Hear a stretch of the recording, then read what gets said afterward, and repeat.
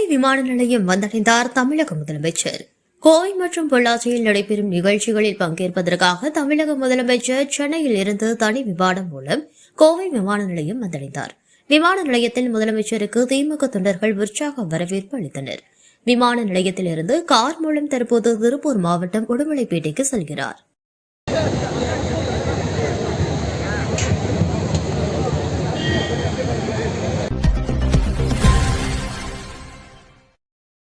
கோவை விமான நிலையம் வந்தடைந்தார் தமிழக முதலமைச்சர்.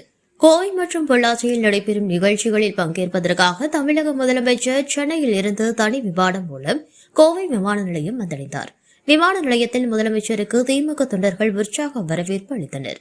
விமான நிலையத்திலிருந்து கார் மூலம் தற்போது திருப்பூர் மாவட்டம் உடுமலைப்பேட்டைக்கு செல்கிறார்.